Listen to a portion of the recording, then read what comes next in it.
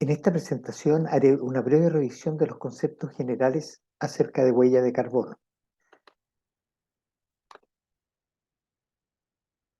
Identificaré cuáles son los principales gases de efecto invernadero, cuál es la diferencia entre una huella de carbono corporativa y la huella de carbono de un producto y cuáles son las normas ISO aplicables al cálculo de estas huellas en particular. Cuando nosotros revisamos el balance térmico terrestre, observamos que la cantidad de energía radiante que llega del Sol es reemitida al espacio como forma de radiación infrarroja. Una parte significativa de esta radiación es retenida a nivel de la superficie, permitiendo que la superficie logre niveles de temperatura del orden de 13 a 20 grados Celsius, eh, lo cual permite que el agua se mantenga en estado líquido y la vida exista de la forma como existe en este planeta.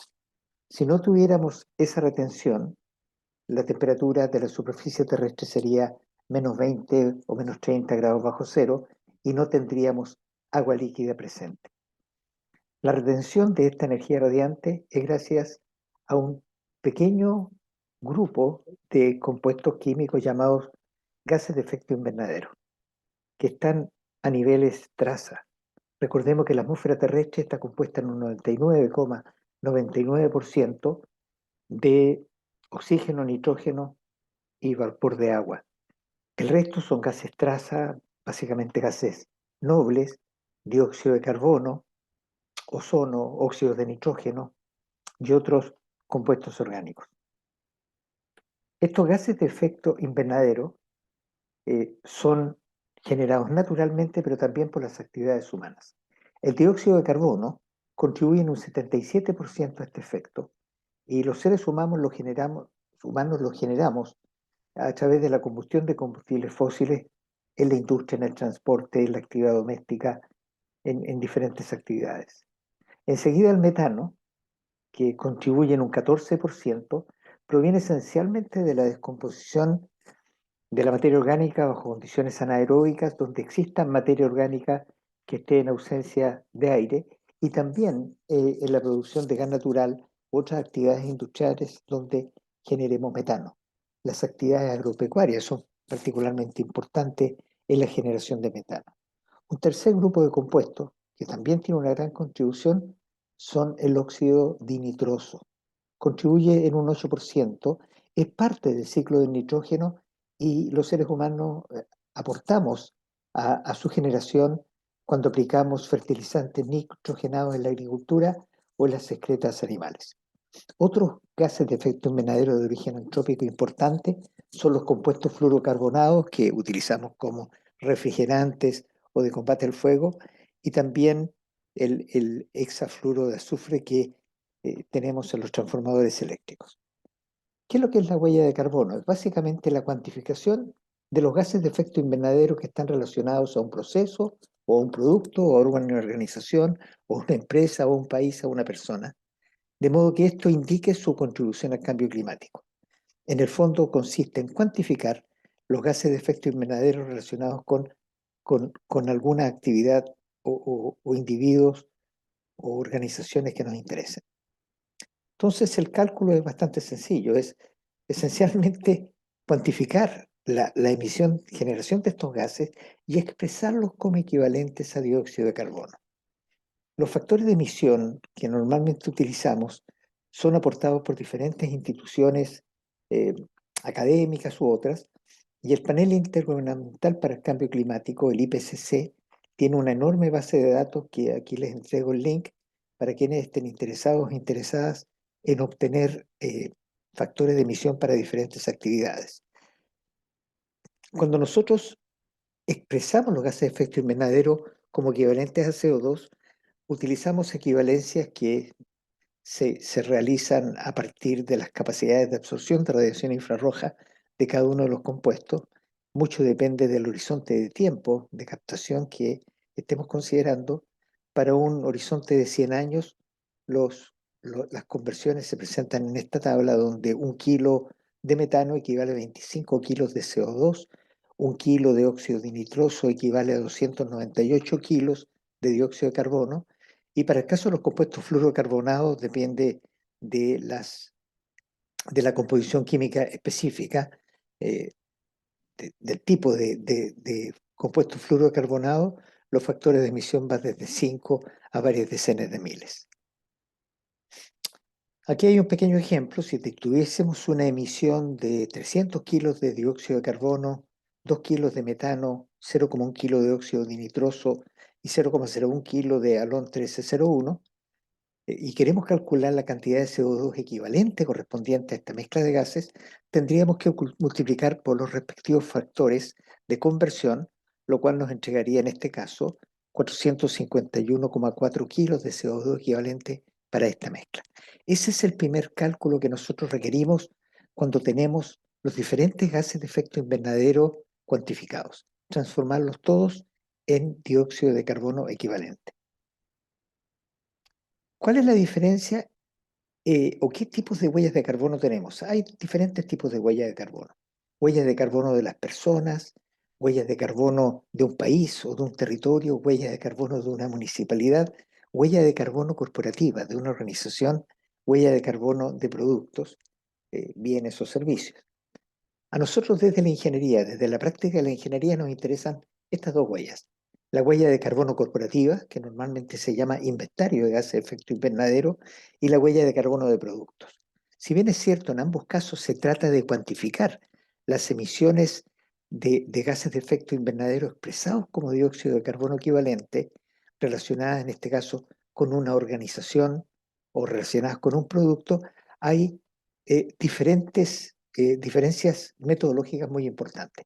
En el caso de la huella de carbono corporativa, se requiere una clara definición de cuáles son los límites de la organización. En el caso de la huella de carbono de producto, como ya lo planteé en presentaciones anteriores, se requiere un enfoque de ciclo de vida. En el caso de la huella de carbono corporativa y la huella de carbono de productos, existen normas ISO que explicitan claramente la metodología de cálculo. Para el caso de la huella de carbono corporativa, está la norma ISO 14064 y para el caso de la huella de carbono está la norma ISO 14067 y otras normas específicas como la ISO 16745, que es para huella de carbono de edificios en la fase de uso, o la norma británica PAS 2050, que especifica la forma de calcular ya de manera mucho más explícita las emisiones de gases de efecto invernadero en un proceso. Estas son las dos normas ISO que cualquiera o quien quiera que requiera calcular la huella de carbono de una organización o de un producto tiene que entonces obedecer para que el resultado tenga cierta validez en las comparaciones o en informes oficiales. Cuando nosotros vemos la huella de carbono corporativa, lo primero que tenemos que hacer es definir los límites de la empresa, de la organización, porque dentro de la metodología se reconocen dos tipos de emisiones. Las emisiones de gases de efecto invernadero que son directas, es decir, de fuentes que son parte de la propiedad de la empresa, que son controladas desde el punto de vista legal por parte de la empresa, donde hay procesos de combustión, emisiones de gases de efecto invernadero en los procesos, emisiones en el transporte con vehículos propios, etcétera, donde sea que existe una emisión que es producida directamente por un bien que es de la empresa. A eso se le llaman emisiones directas y se llaman de alcance 1 o scope 1 en inglés. Ese es un primer tipo de emisiones que se debe cuantificar y clasificar como emisión directa. Y después están las emisiones indirectas relacionadas con la electricidad y vapor que la empresa adquiera a proveedores externos. Esas son emisiones indirectas que no son generadas en la planta industrial, son generadas en la termoeléctrica donde esa electricidad se produjo o en la caldera donde ese vapor se produjo, cuando estas calderas y esas termoeléctricas son de una propiedad ajena a la empresa, son de proveedores externos. Son emisiones indirectas que tienen un nombre y apellido, se llaman de alcance 2 o scope 2. Y existen otras indirectas, que son otras emisiones que ocurren fuera de los límites de la organización, ¿ya? Y que son diferentes a las de alcance 12, y ahí está todo lo que tiene que ver con la producción de insumos, con la extracción de materias primas, con los transportes de materiales o productos que no son parte de la empresa, sino que son de terceros. Y ahí se incluyen actividades que dependen de cuáles son los límites del sistema que se está estudiando. Esto es lo que se refiere a la huella de carbono corporativa.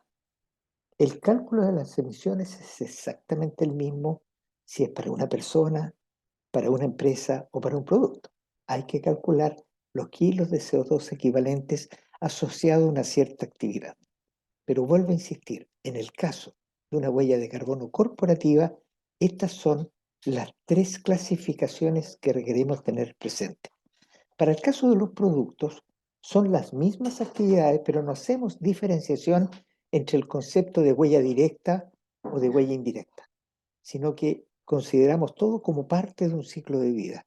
Estarán las emisiones de gases de efecto invernadero que se producen directamente en la manufactura del producto, en la realización del bien o servicio que estamos interesados, en los procesos anteriores, aguas arriba, o en los procesos posteriores, aguas abajo, dependiendo de cuáles son los límites del sistema que hemos definido para ese estudio en particular. Puede ser un límite que cubra todo el ciclo de vida, es decir, desde la extracción misma de los recursos naturales de la cuna hasta el fin de la vida útil y de disposición de los residuos finales, que sería la tumba. O puede ser tan restrictivo como desde una etapa muy próxima a la elaboración del producto hasta una etapa inmediatamente después de la elaboración del producto, que sería de la puerta a la puerta o de la cuna a la puerta. Eso es en relación a los conceptos generales sobre huella de carbono, y en una próxima presentación entonces me referiré a la metodología de cálculo con algunos ejemplos concretos. Muchas gracias.